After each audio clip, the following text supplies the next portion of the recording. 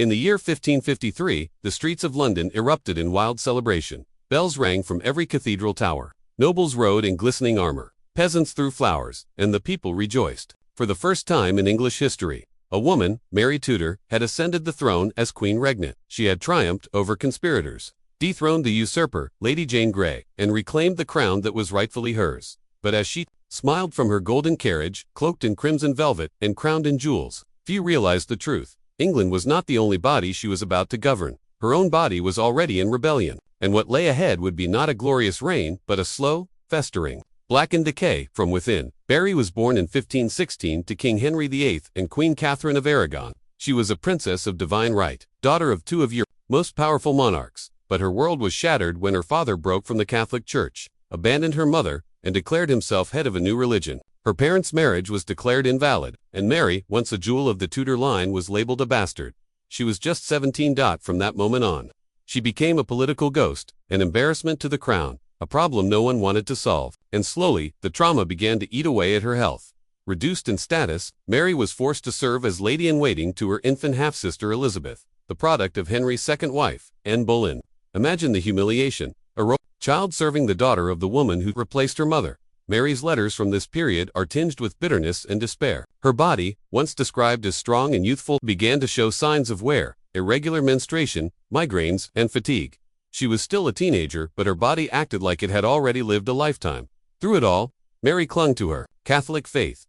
To her, religion wasn't just doctrine. It was identity. It was her rebellion. It was survival. She believed God would vindicate her, that she would be queen, that she would bear a son, that she would return England to the true faith. But belief is a double-edged sword, and when belief collides with biology, one must surrender. Mary never would. When her brother Edward VI died in 1553, Protestant lords tried to place Lady Jane Grey on the throne, but the people and much of the nobility rallied to Mary. She rode into London not as a defeated woman, but as a warrior queen. The celebration, however, was short-lived. Mary was 37, unmarried, and childless. A reign without an heir was a dead end. She needed a husband. And fast, she married Philip II of Spain, a cold, powerful, Catholic prince. He was younger, distant, and regarded her more as a political tool than a wife. Nonetheless, Mary fell deeply in love. For a brief moment, her letters show hope. She wrote of her joy, her belief that she would soon be a mother, and when her belly began to swell, the court rejoiced. Her stomach grew, her breasts became tender, her appetite shifted. She ceased menstruating. The signs were clear. Mary was pregnant. Celebrations were held. A nursery was prepared. Foreign dignitaries sent congratulations. But months passed, and nothing happened. No labor, no contractions, no child. Behind palace walls, rumors began. Was it a miscarriage, a stillbirth, or something far more sinister?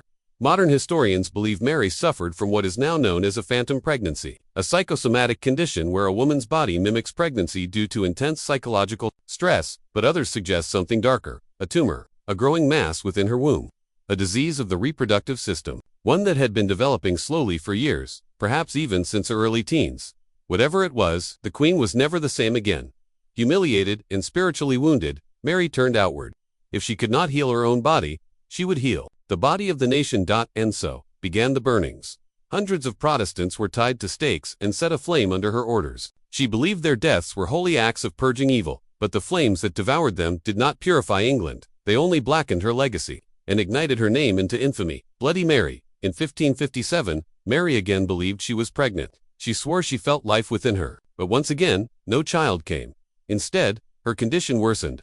This time, it wasn't a psychological trick. Her belly swelled grotesquely. Her limbs weakened. She began suffering sharp abdominal pain, constant fatigue, and dark secretions. She was rotting from the inside. Court doctors were perplexed.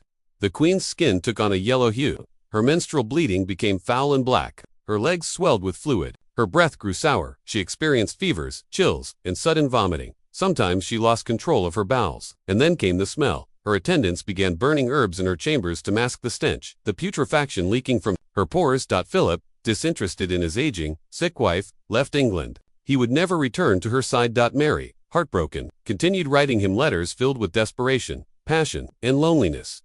But the real betrayal was not political. It was biological. Her own body had become her dungeon. In her final months, Mary began seeing visions. She claimed to see her mother, Catherine of Aragon, beside her bed. She whispered to dead saints. She accused Elizabeth of witchcraft. She wept for children who had never existed. The line between faith and madness began to blur. Politically, everything was collapsing. England lost Calais, the last English territory in France. The people were starving. Taxes were high. The fires of religious persecution had turned public sympathy into hatred, and Mary, she could barely walk. The odor became unbearable. Her maids reportedly had to open windows during winter to breathe. Sheets were changed daily. Doctors feared approaching her bed. Her skin, especially near her stomach and groin, began turning black. Her legs oozed fluid. Some claimed she was being eaten alive from within. By November 1558, Mary could no longer rise. She lay in bed, skeletal, swollen, yellow-skinned, and delirious. She still believed Philip might return. She still prayed for a son, but death, dark, silent, rotting, waited beside her bed like an old friend. On the morning of November 17, 1558, Queen Mary I of England died. Her last words were whispered. Reportedly, a prayer to the Virgin Mary. Witnesses claimed her body emitted a sour, gurgling sound in her final breath, as if the air escaping her lungs carried decades of sorrow, rage, and rot. Her body decayed rapidly. Embalmers struggled to prepare her for burial. Blackened spots spread across her stomach. Her hands stiffened, curled inward like claws. Rumors spread through court that her corpse was cursed. Some believed she had been possessed. Others simply wanted her gone. She was buried at Westminster Abbey, quietly, without ceremony. Few wept, few mourned, few remembered. Even in death, she was overshadowed by the radiant rise of her sister, Elizabeth I, the Virgin Queen, who would rule for 44 glorious years.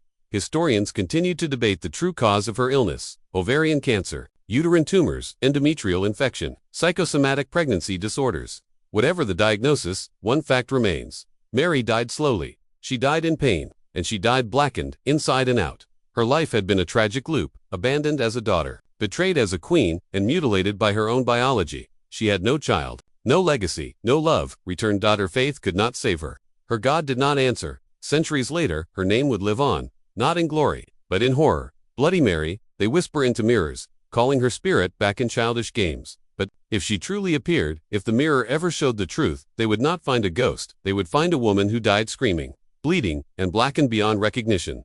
Mary's ghost is said to haunt St. James's Palace and the Tower of London, not in rage, but in grief. A woman forgotten, a woman misunderstood, a woman eaten alive by the expectations of crown, religion, and womb. In Westminster Abbey, Mary lies beneath a cold slab of stone. Etched beside her name is the one who followed her, Elizabeth I. 2 sisters, 2 queens, 2 legacies, one shone like gold, the other faded into rot. In the end, Mary did what every queen fears. She became a cautionary tale, a reminder that power does not protect from pain, that royalty does not guarantee love, that sometimes the greatest horror is not war, betrayal, or witchcraft, but the slow betrayal of your own flesh.